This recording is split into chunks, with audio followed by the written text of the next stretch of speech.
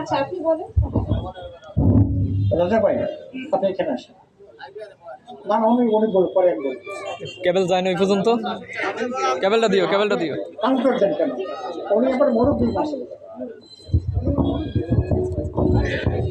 বিসমিল্লাহির রহমানির রহিম। সম্মানিত উপজেলা নির্বাহী officer in charge Bakerganj PS AC land এবং উপজেলা ইঞ্জিনিয়ারিং অফিসার এবং মুক্তিযোদ্ধা কমান্ডার এবং আমার সম্মুখে বসা আছেন বীর মুক্তিযোদ্ধা ভাইরা এবং তার পরিবারবর্গ, আসসালামু আলাইকুম ওয়া রাহমাতুল্লাহি ওয়া বারাকাতুহু। আজ 26শে মার্চ মহান দিবস এবং জাতীয় দিবস।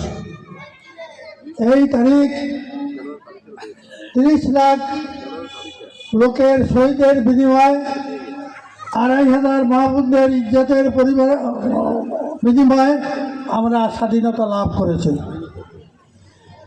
আজকে উপজেলা কর্তৃপক্ষ বীর মুক্তিযোদ্ধাদের সম্মাননা দিচ্ছে। এটা বহুত পুরানো, যেদিন থেকে বাংলাদেশ হয়েছে তারপর থেকে এই প্রচলন চলে আসছে। অনেকে আমাকে জিজ্ঞাসা করছে, আমি তো ইনভাইটেশন কার্ড পাই নাই। এটা পাওয়ার কোনো প্রয়োজন নাই। রেড লেটার ডে 26শে মার্চ, 16ই ডিসেম্বর, 21শে ফেব্রুয়ারি, এটা আপনাদের দাওয়াত দেব আর না দেব আপনারা সবাই উপস্থিত থাকবেন। আজ আমাদের এখানে বাকেরগঞ্জ থানায় 700-750 মুক্তিযোদ্ধা ছিল, এখনও জীবিত আছে 350-র মতো, কিন্তু আজকে 100 লোক উপস্থিত হয় নাই। এটা আমাদের জন্য খুবই দুর্ভাগ্য। যাই হোক, আপনারা যারা অনুপস্থিত আছেন তাদেরকে এই বার্তাটা দেবেন যে এই রেড লেটার মানে উল্লেখযোগ্য দিনগুলার বাংলাদেশে দাওয়াত দেব আর না দেব আপনারা দয়া করে উপস্থিত থাকবেন।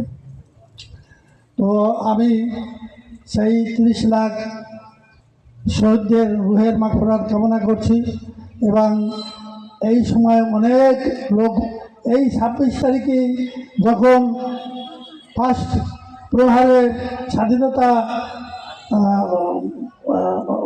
স্বাধীনতার ডিক্লেয়ার দেওয়া হয়, তারপরে পাক হানাদার বাহিনী, আমি সময় ঢাকায় ছিলাম, ছুটিতে আসলাম। তো যাই হোক, তো সেই রাত্রি লাখে লাখে লোক মারা আছে, রাইফেল কামান ইত্যাদি দিয়া লাখ লাখ লোক ওখানে মৃত্যু সজ্জায় শহীদ হয়েছে। ভোরে আমি নেভাল ট্রানজিট ক্যাম্পে ছিলাম, সেখান থেকে ভোরে যখন নামছি খালি রাস্তায় লাশ আর লাশ নিজের চক্ষে দেখেছি। সুতরাং তাদের রক্ত বৃথা যেতে দেওয়া যাবে না। আমরা স্বাধীনতা পেয়েছি। এই উপজেলা নির্বাহী কিছুদিন আগেই বলছেন যে আপনারা দেশ স্বাধীন করছেন বললে আমি বিশেষ ক্যাডার অফিসার ম্যাজিস্ট্রেট হয়েছি, আজকে উপজেলা নির্বাহী অফিসার। সে যাই হোক, তো আপনারা মন খারাপ করবেন না, ইনশাল্লাহ এই প্রতি অনুষ্ঠানে যোগদান করবেন। তো আপনাদের সকলের সুস্বাস্থ্য কামনা করেই আমার বক্তৃতা এখানেই শেষ করছি। আল্লাহ হাফেজ।